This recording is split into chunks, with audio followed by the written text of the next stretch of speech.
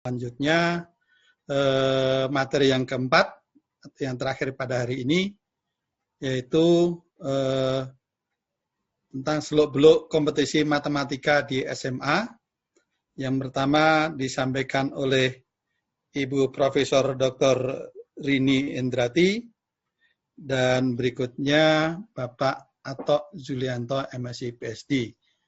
Harapannya masing-masing maksimum 20 menit. Kami persilahkan.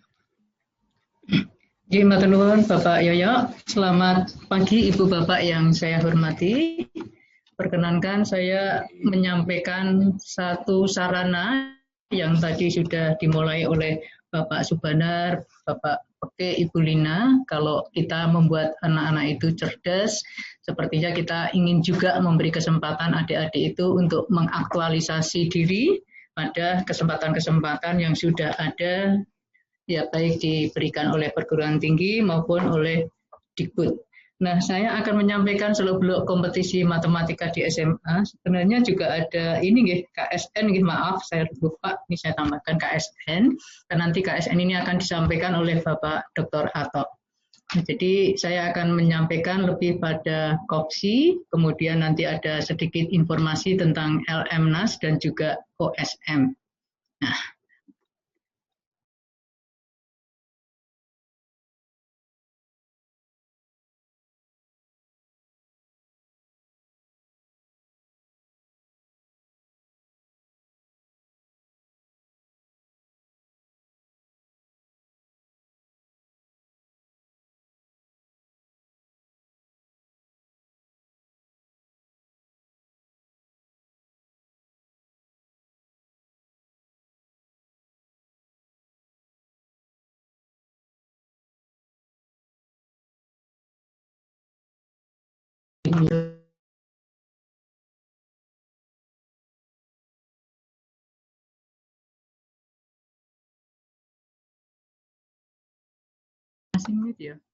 halo, selamat pagi.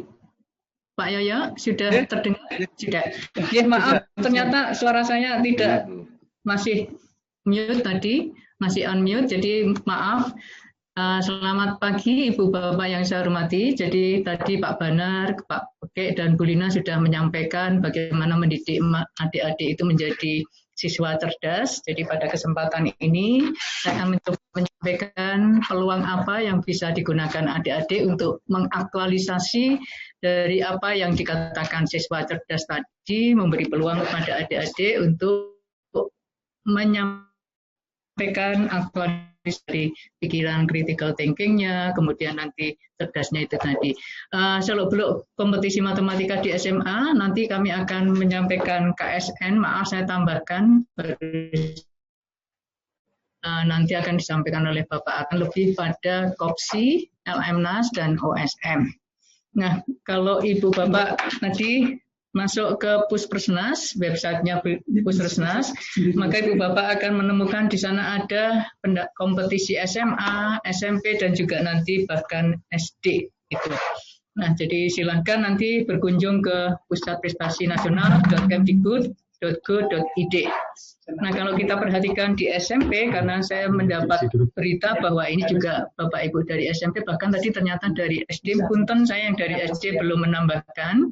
Nah, ada KSN, kompetisi sains nasional yang dulu bernama OSN, Olimpiade Sains Nasional. Saya kira ini juga akan ada babak finalnya yang segera akan dilaksanakan.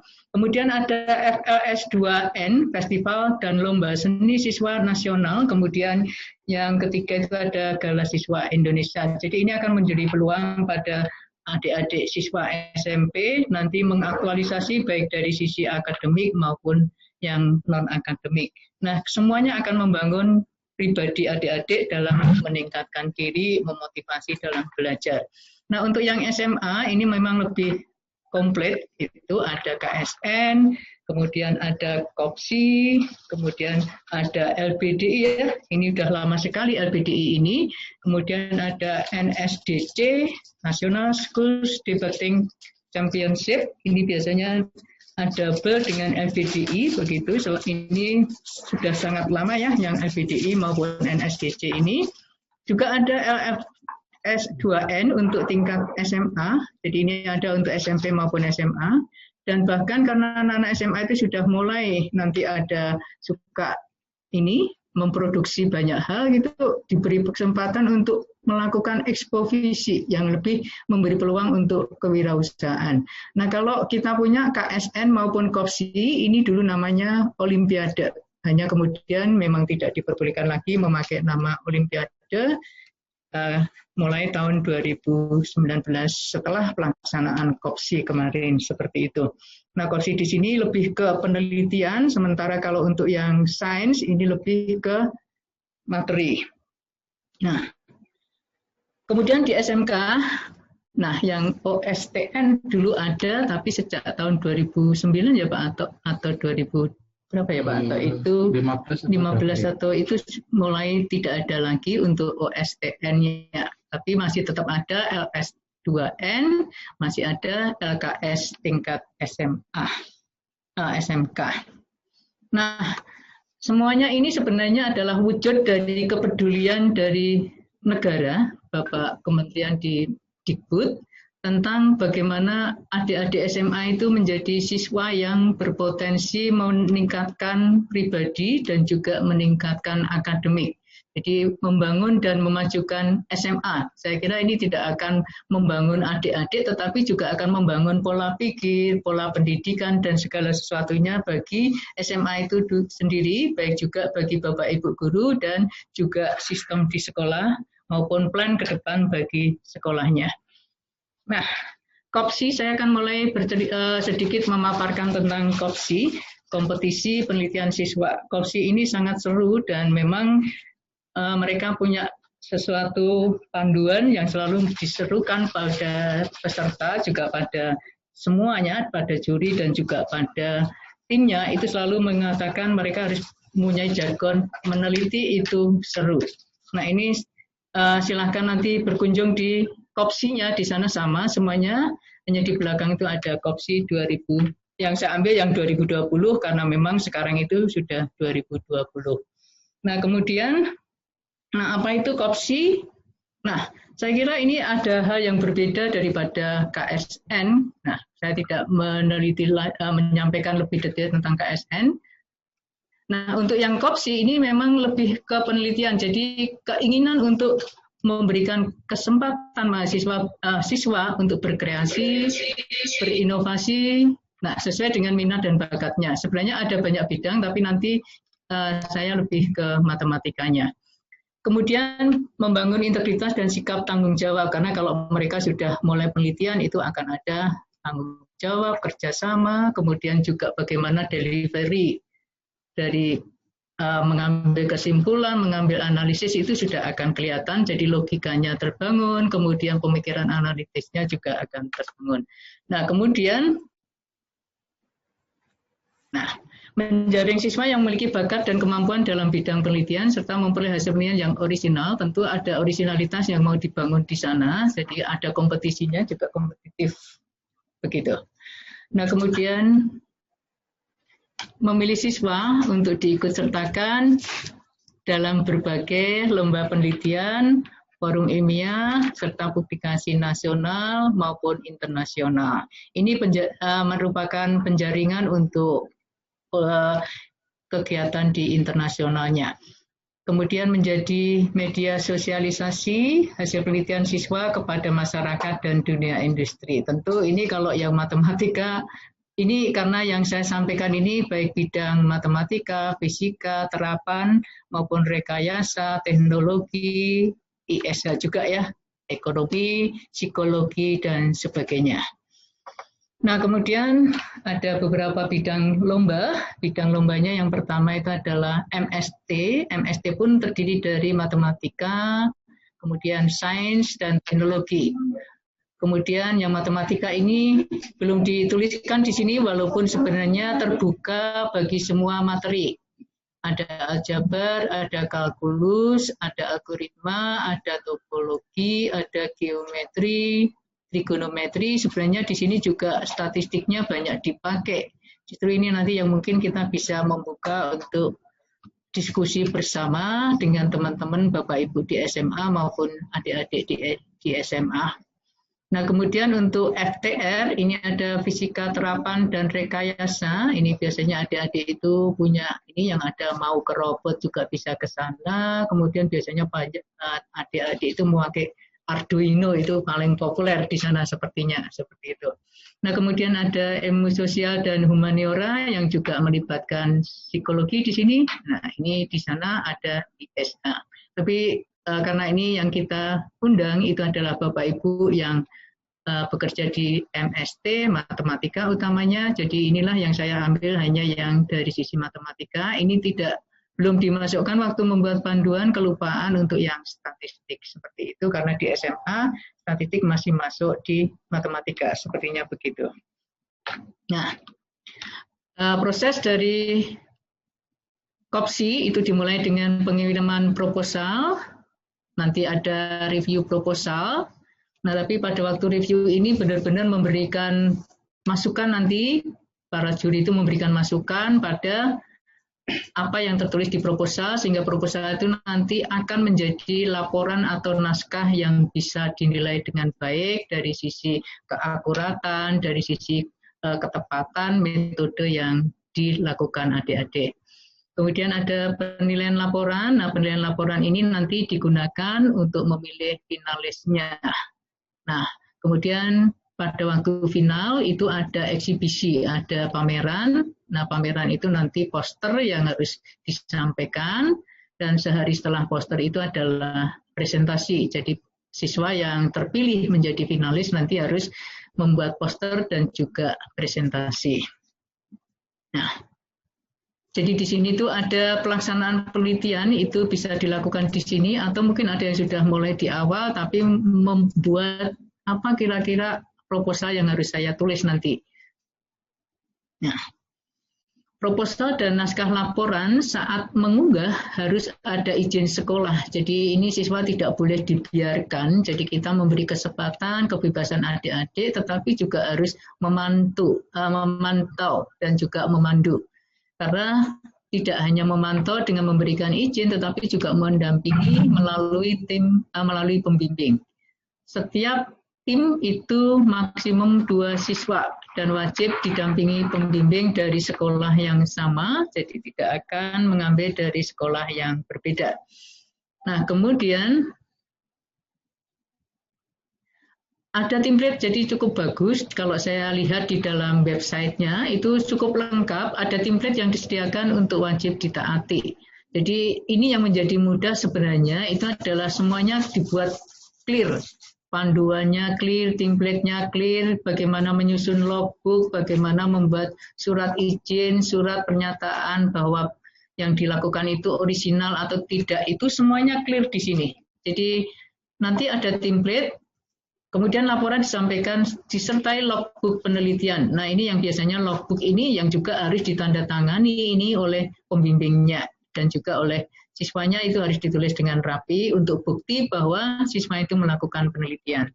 Nah, satu hal yang tetap akan kita nilai dengan baik itu adalah bahasa yang digunakan itu adalah bahasa Indonesia formal. Jadi banyak mungkin kita agak meninggalkan bahasa, tetapi kita tetap akan memakai bahasa Indonesia secara formal, bagaimana menulis dan sebagainya, itu benar-benar ada penilaian di sana juga. Gitu. Nah, jadi kalau kita perhatikan di proposal itu sama sebenarnya, ada lembar, hanya di sini itu kayaknya bisa diunggah secara terpisah karena nanti ada panduan waktu mengunggah. Perbedaannya di sini, kalau di dalam laporan tentu sudah ada hasil dan pembahasan. Jadi di awal proposal itu perlu hanya judul, kemudian pendahuluan. Pendahuluan ini biasanya sebaiknya memang harus dideklar latar belakang, rumusan masalah, tujuan, apabila ada hipotesis, kemudian yang wajib itu juga kebaruan. Nah, ini biasanya mereka siswa itu bercerita saja di pendahuluan, jadi kalau rumusan masalahnya nggak detail akhirnya, kemudian kebaruannya nggak terlihat karena tidak mensitasi apa yang ada di pustaka-pustaka, apa yang sudah disampaikan, yang dilakukan, diteliti oleh angkatan sebelumnya. Kemudian tetap ada tinjauan pustaka, kemudian ada metodologi, yang terakhir adalah daftar pustaka. Jadi di sini yang berbeda dengan laporan itu adalah abstrak, kemudian hasil dan pembahasan, kesimpulan dan saran, ucapan terima kasih.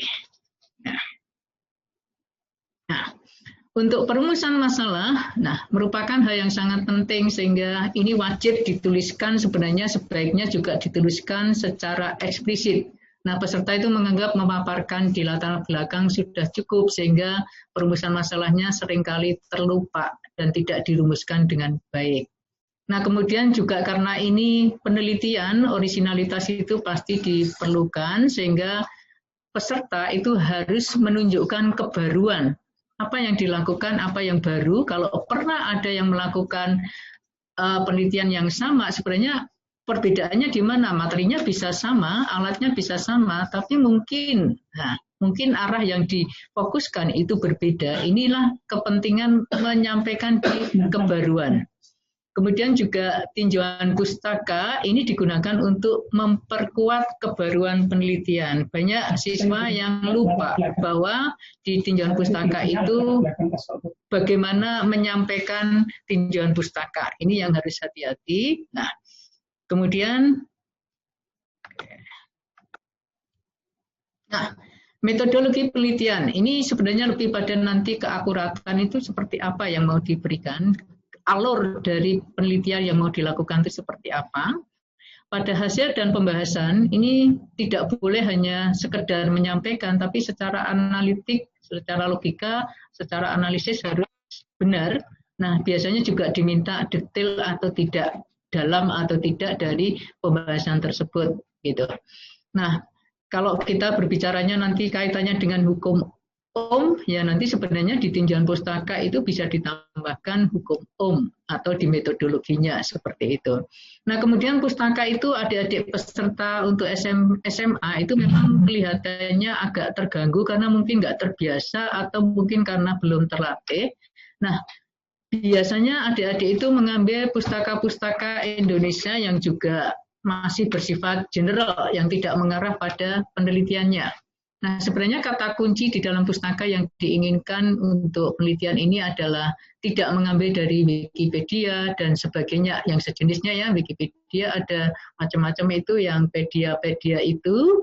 Kemudian harapannya, nah kemarin itu kita masih nego, janganlah kalau jurnal belum siap, sudah tinggal berapa hari kok mengubah pustakanya menjadi jurnal. Nah, jadi mungkin ke depan jurnal ini menjadi sesuatu yang penting sehingga kita harus tahu bagaimana mensitasi jurnal, bagaimana menulis jurnal, dan nanti bagaimana kita memanfaatkan jurnal itu untuk penelitian. Nah, sebenarnya apa kiat untuk bisa lolos di dalam kopsi sampai finalis? Ya sebenarnya di dalam pedoman itu sudah disampaikan dengan baik. Apabila peserta itu melihat apa yang ada di dalam pedoman, semuanya sudah ada. Saya melihat di sana itu ada latar belakang. Cukup. Nah, ini memang komponen-komponen yang mungkin nanti akan tetap bisa di-upgrade tiap tahunnya. Tapi panduan ini disampaikan di awal kalau saya melihat di dalam Puspersnas, jadi cukup bagus. Latar belakang 20%, rumusan masalah 15%. Nah, kalau merumuskan tidak bagus, ya luar biasa di sini terganggu 15%-nya. Karena penelitian itu harus clear apa yang harus dilakukan, karena seperti itu. Nah, kemudian metode penelitiannya 20%. Nah, sehingga kalau ini penting bagi teman-teman, utamanya juga di biologi, fisika, kimia, seperti itu. Kalau ternyata penelitiannya metodologinya salah, metodenya salah, ya kita nggak bisa apa-apa lagi gitu. Nah, kemudian analisis data dan pembahasan ini 25%. Tentu ini menjadi sesuatu yang paling tinggi. Wajar gitu. Kemudian kenapa latar belakang ini menjadi tinggi? Karena tadi ini harus memuat juga ada kebaruan. Jadi kita ingin melihat originalitas dari penelitian itu apa. Bagaimana peserta itu menyampaikan apakah memang benar-benar dia melakukan itu sebagai hasil usahanya sendiri, tidak mencontek, tidak menjiplak dari pekerjaan orang lain atau angkatan-angkatan sebelumnya, karena banyak penelitian, banyak kompetisi serupa seperti kopsi. Kemudian ada potensi aplikasi. Nah, yang terakhir tadi kami sampaikan Nah, menulis dalam bahasa Indonesia yang baik dan benar, karena kita mempunyai penulisan. Nah, jadi kalau begitu kita punya yang untuk final ada 60-40 sama untuk presentasi. Nah, kemudian, jadi saya kira ini, kita punya ini, KOPSI, ada penghargaan yang luar biasa, Pak Bana minta. Kemudian, kalaupun tidak mau ke Puskesmas, Ibu Bapak bisa memberi kesempatan adik-adik pergi ke perguruan tinggi. Saya mengambil contoh aja, tentu saja yang di UGM, itu ada LMNAS. Nah, di LMNAS itu diberikan oleh Himatika, dan nanti kalau untuk yang OSM itu nanti yang disampaikan oleh teman-teman statistik. Nah, jadi kami mengemasnya dalam ruang pembinaan karena kami ingin juga adik-adik yang cerdas. Jadi tidak hanya adik-adik yang hanya belajar, tapi juga punya kompetensi baik. Jadi kami memberikan untuk penghargaan itu semacam ruang pembinaan sehingga sekolah itu tetap bisa melakukan pembinaan ke angkatan berikutnya. Demikian juga dengan statistik. Ada OSM, Olimpiade Statistik Matematik, ini yang diselenggarakan oleh adik-adik statistika. Nah, OSM ini bagian dari ANAFA. Nah, jadi saya kira saya percepat di sini. Silahkan nanti membuka di web. Dan kami sangat berharap adik-adik ini mempunyai kontribusi yang baik pada kemajuan akademik maupun non-akademik di Indonesia. Jadi kalau saya percaya bahwa SMA itu adalah SMA yang bagus dan nanti bersama-sama kita akan membuat SMA itu SMA yang kita punya jargon maju bersama hebat semua. Saya kira saya mengakhiri itu. Terima kasih. Terima kasih Bu Rini. Terima kasih Bu Rini.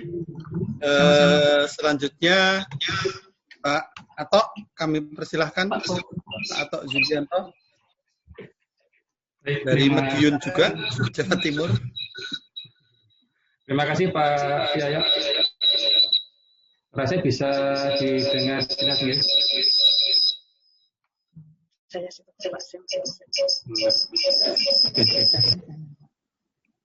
Baik, suara saya sudah bisa didengar sepertinya nggih. Sudah ya. Baik, terima kasih Pak Yoyo. Mungkin ini saya masih pakai masker karena jarak saya dengan laptop ini kurang dari 1 meter, jadi sebaiknya saya pakai masker. Saya share screen sebentar.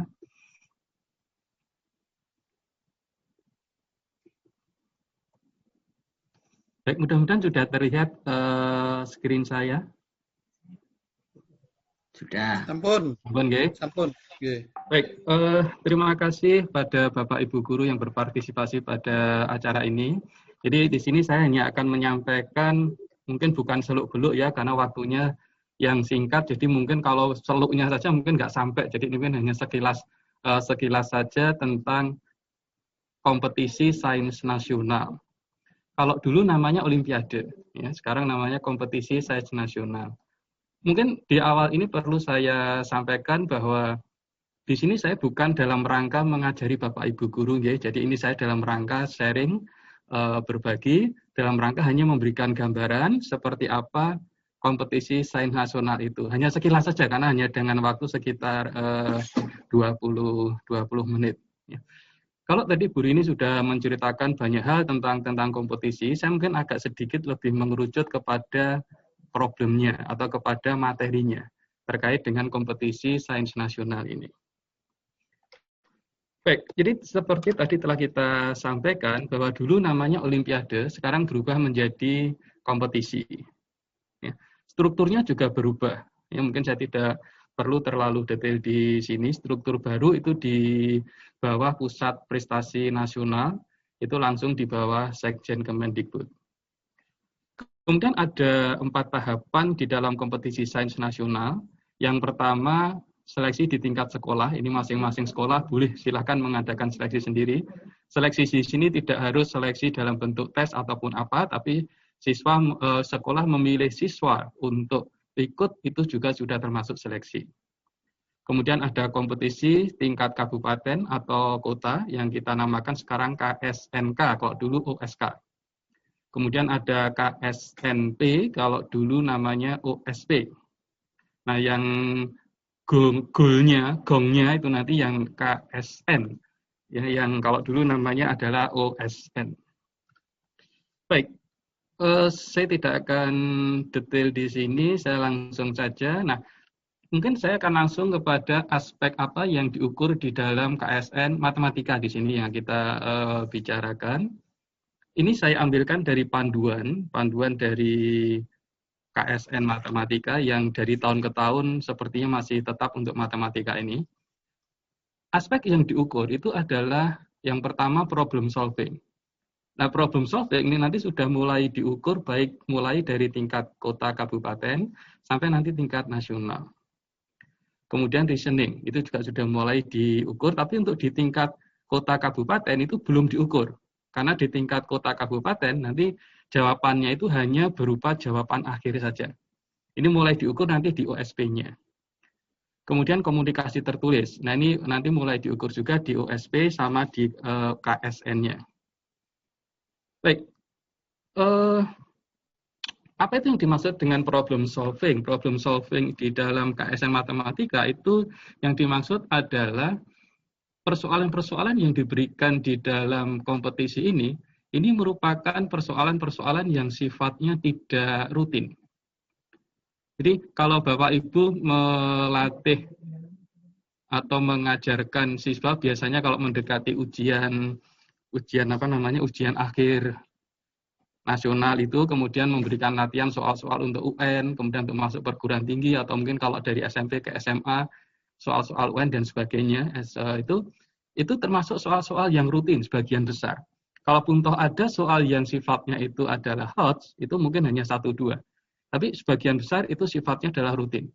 Rutin di sini berarti soal itu sudah sering dijumpai oleh siswa, sehingga ketika siswa berhadapan dengan soal itu, siswa langsung sebagian harusnya dia langsung tahu bahwa, oh saya harus mengerjakan pakai ini, saya harus begini, saya harus begitu. Nah itu sudah tahu. Karena memang dalam soal-soal seperti itu paling waktu yang disediakan itu hanya 1, 2, 3 menit.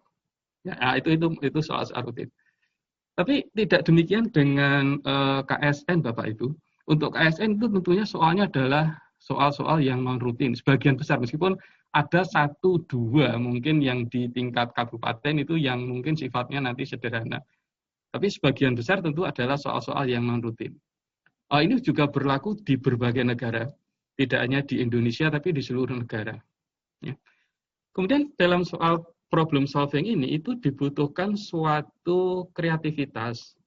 Ya, suatu kreativitas untuk menciptakan atau untuk mendapatkan bisa menyelesaikan suatu persoalan itu dengan menggunakan pendekatan-pendekatan atau teknik-teknik yang sudah dimiliki oleh siswa. Jadi salah satu tipe dari soal problem solving di dalam KSN Matematika itu ketika kita melihat soal itu pertama kali, tentu kita tidak akan tahu langsung, oh ini akan kemana.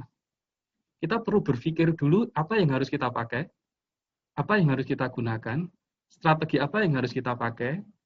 Nah, kemudian kita coba-coba. Artinya dicoba-coba di sini kita mencoba untuk menyelesaikan.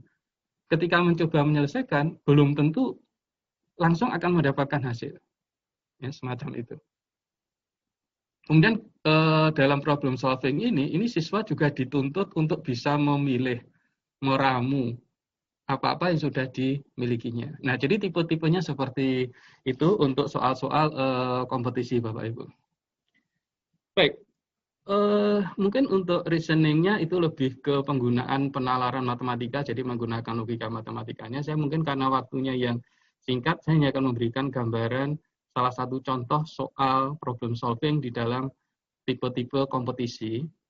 Tidak saya ambilkan semuanya dari soal-soal OSN yang sudah ada, OSP maupun OSK zaman-zaman dulu, tapi beberapa saya ambilkan dari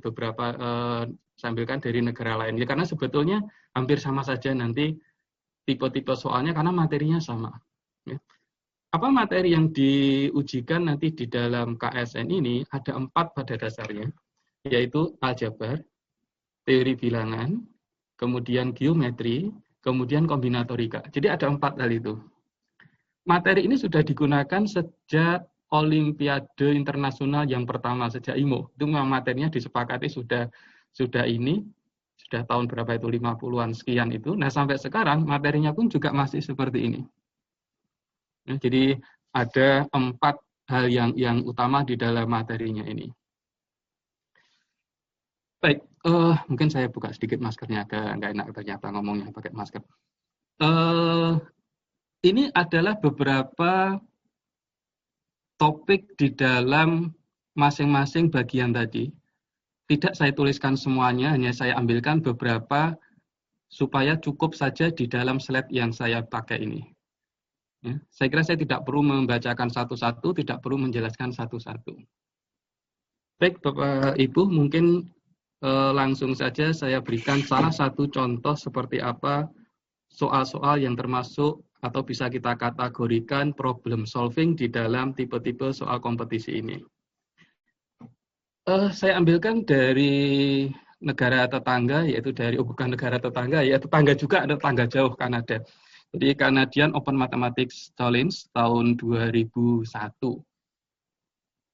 Ini persoalan tentang geometri, Bapak Ibu. Nah, ini adalah salah satu tipe contoh soal problem solving di dalam kompetisi matematika.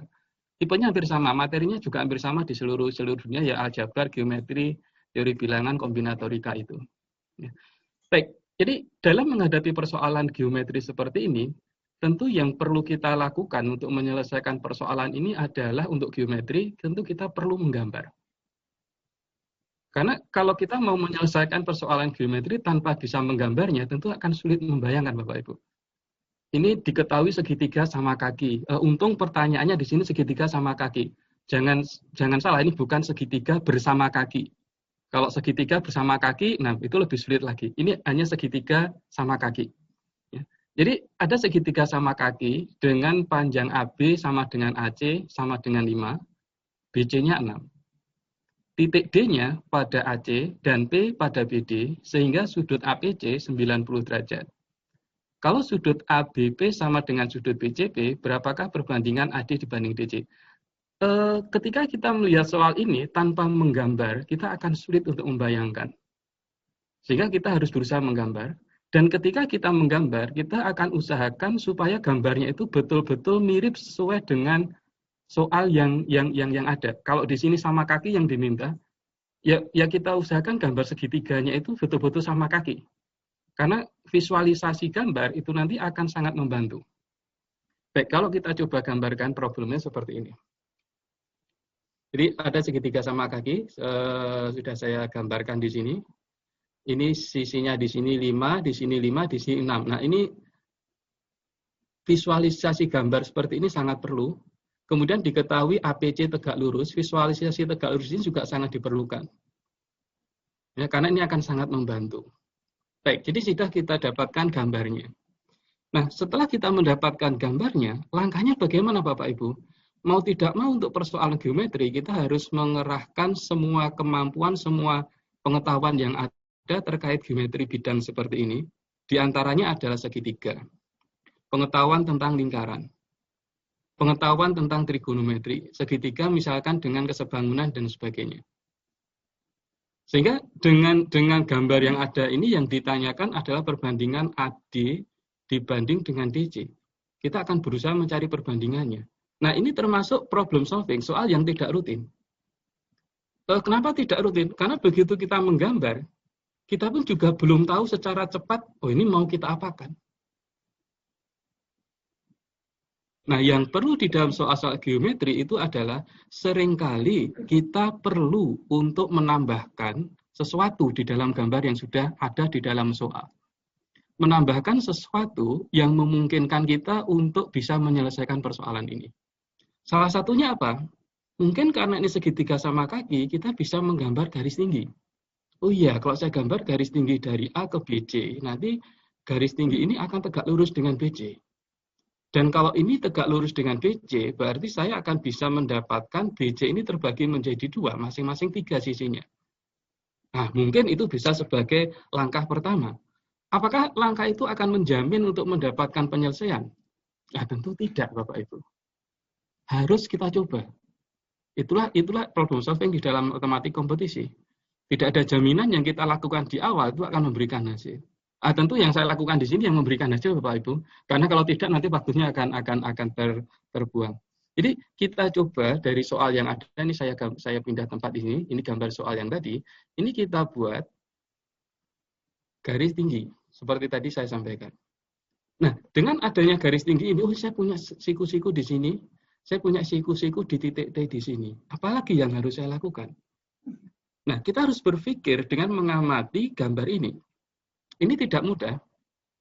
Apalagi bagi siswa yang mungkin tidak terbiasa dengan soal-soal non-rutin atau tidak rutin semacam ini.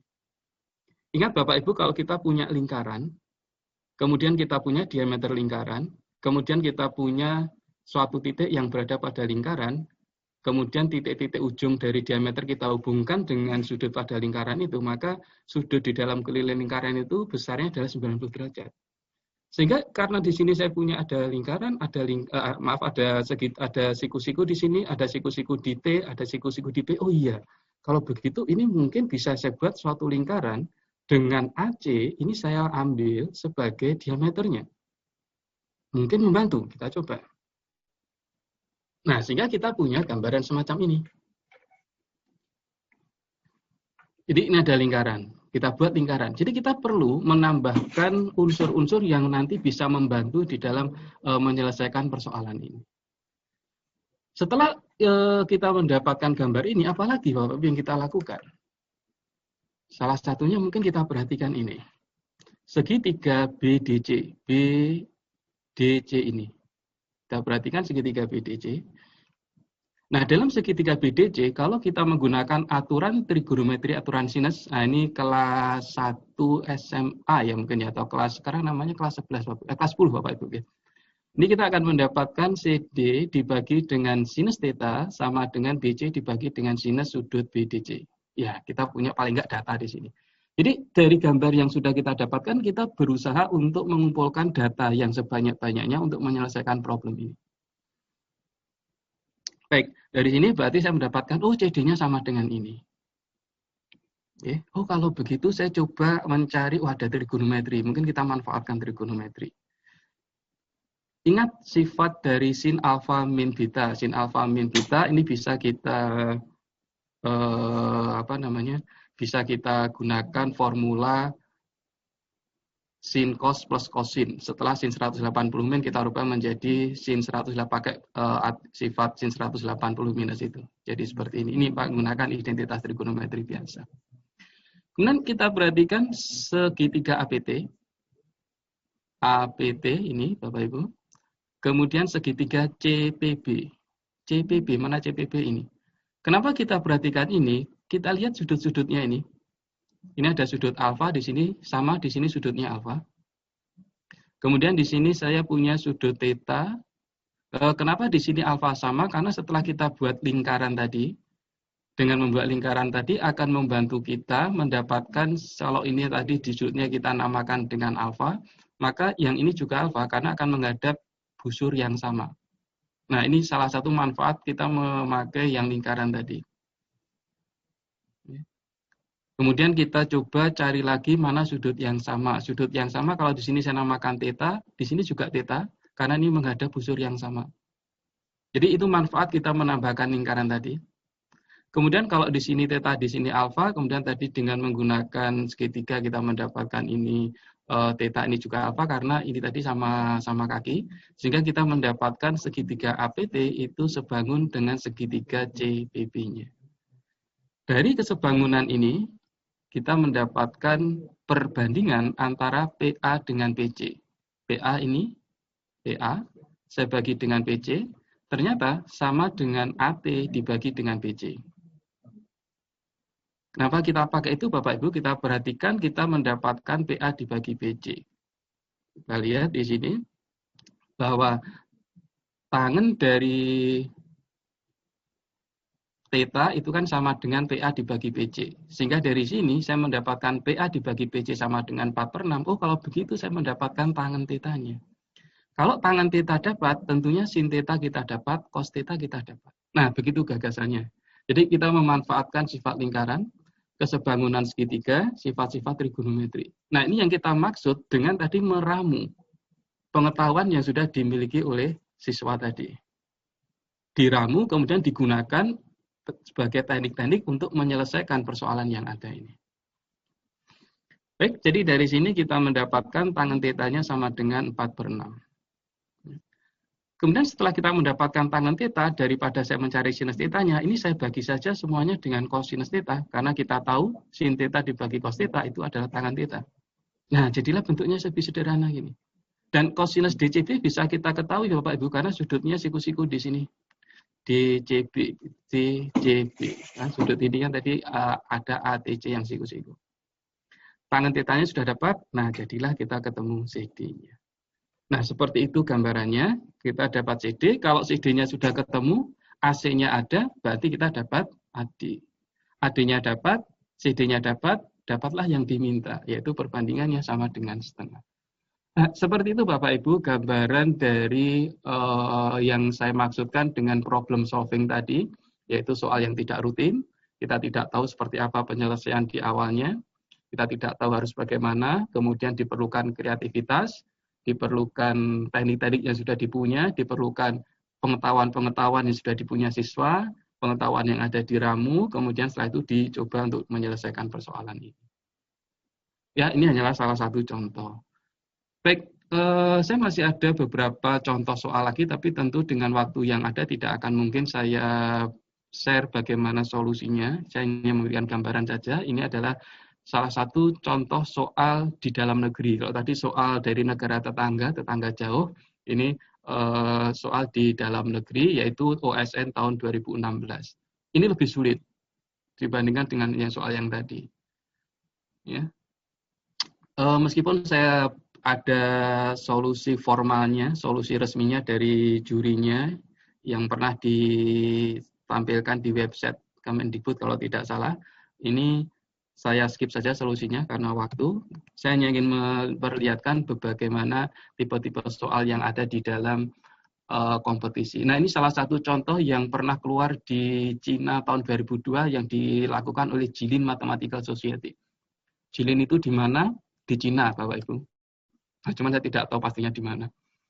Jadi, ini soal tentang fungsi. Soal tentang fungsi ini pun juga tidak rutin. Karena begitu kita mendapatkan soal ini, tentu kita akan bertanya apa yang harus kita lakukan.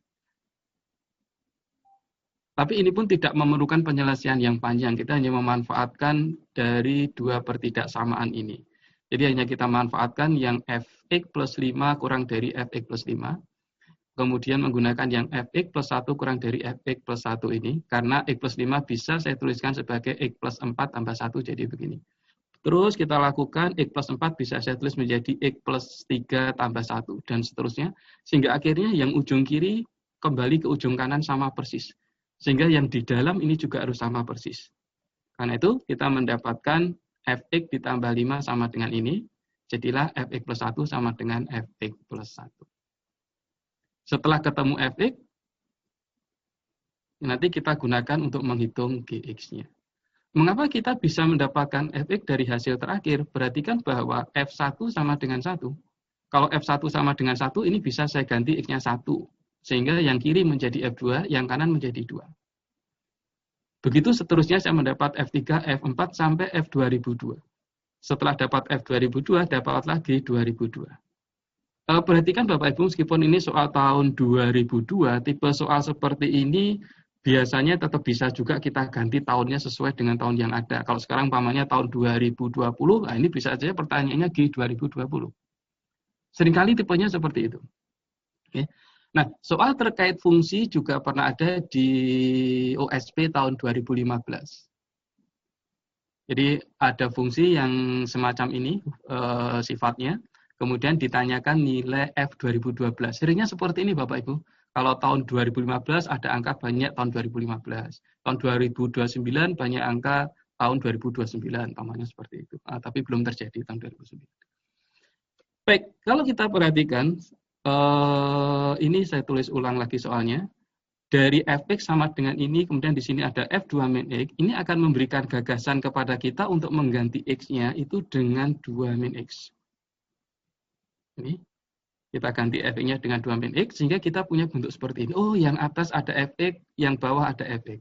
Oh, yang atas ada f2 min x, yang bawah ada f2 min x. Ini mungkin kita bisa pakai eliminasi substitusi. Eliminasi mungkin coba. Kita eliminasikan, kita kalikan 3 yang atas, kemudian kita kalikan 2 yang bawah. Ya. Jadi dari sini kita bisa mendapatkan fx-nya. Fx-nya kalau ini kita tambahkan, fx-nya nanti akan sama dengan ini. Sehingga setelah dapat fx, F2015 tinggal kita masukkan. Sekali lagi tipe soal seperti ini F2015 bisa, F2019 bisa, F2020 bisa. Karena sudah dapat fx, tinggal kita masukkan f yang lain, nilai yang lain. Baik, jadi agak saya lanjutkan percepat sedikit mungkin. Baik, Bapak Ibu tidak perlu khawatir juga dan mungkin perlu nanti disampaikan ke siswa-siswanya biar tidak stres, tidak sepaneng bahwa ternyata wah soalnya sulit-sulit membuat kita putus asa, siswa melihat soal saja sudah pusing, mendingan kita tinggal tidur saja daripada mengerjakan soal-soal yang semacam itu. Bapak Ibu mungkin nanti perlu juga sampaikan kepada siswa bahwa untuk soal OSK atau sekarang KSNK itu selalu ada soal yang mudah. Biasanya ditaruh di nomor 1. Nomor 1 sampai 3 itu biasanya mudah. Tingkat kesulitan nanti meningkat sedikit demi sedikit begitu. Saya setuju dengan meletakkan soal yang mudah di nomor 1 karena ini akan membangkitkan semangat siswa ketika siswa bisa mengerjakan. Kita kembali ke layar. Ini soal OSK tahun 2009 nomor 1 Bapak Ibu. Dan kalau Bapak Ibu cermati, sebetulnya ini bukan soal yang sulit. Karena hanya masalah luas sawah.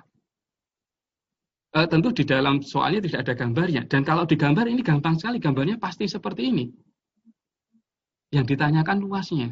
Setelah bisa menggambar, tentu cepat sekali siswa harusnya tahu bahwa luasnya 75. Wah, ini soal yang mudah. Meskipun demikian Bapak Ibu, ternyata tidak sedikit siswa yang tidak bisa mengerjakan soal ini. Kita bayangkan, itu soal sudah terseleksi dari sekolah. Sudah dipilihkan siswa yang terbaik di sekolah. Ikut soal seperti ini. Mengerjakan soal seperti ini. Banyak, saya bisa mengatakan banyak. Banyak yang tidak bisa. Tapi tentu juga banyak yang bisa. Bahkan ada yang menggelikan, bahkan ada siswa yang tidak bisa soal ini, tapi dia bisa soal yang lebih sulit. Kenapa? Mungkin karena dia gugup, mungkin karena dia sepaneng, mungkin dia tegang. Sehingga dia terlewat dengan soal yang mudah. Jadi ini tidak sulit soalnya. Apalagi kalau yang ditanya Pak Budi, dia pasti tahu. Pak Budi luas tanahnya berapa? Dia pasti tahu 75. Karena yang punya tanah adalah Pak Budi. Apalagi kalau mau dijual, dia pasti langsung tahu tanahnya 75 meter. Baik, sudah diperingatkan tentang waktu. Ini soal yang nomor 2 tahun 2020 juga tidak sulit. Tapi banyak yang salah. Salahnya apa? Tidak teliti. Tidak cermat. Perhatikan bahwa pertanyaannya itu harus dicermati betul Bapak Ibu. Pertanyaannya adalah peluang kubus kecil yang diambil Amir memiliki tepat dosis berwarna merah. Lihat keterangan di atasnya. Amir mengambil satu kubus yang salah satu sisi berwarna merah. Di antara 27 kubus ini ada kubus kecil yang tidak kena cat sama sekali Bapak Ibu. Yaitu yang di mana? Yang di paling tengah ini ada satu kubus yang tidak kena cat. Karena yang dicat hanya permukaannya. Jadi yang tengah tidak dicat. Sehingga satu kubus kecil yang di tengah itu tidak termasuk ruang sampel. Ini banyak siswa yang salah. Ruang sampelnya bukan 26, tapi dia menuliskannya 27. Tentu salah. Dia menghitung yang di tengah juga. Nah ini perlu kehati-hatian seperti ini. Untuk soal-soal model-model kompetisi seperti itu. Perhatikan betul pertanyaannya.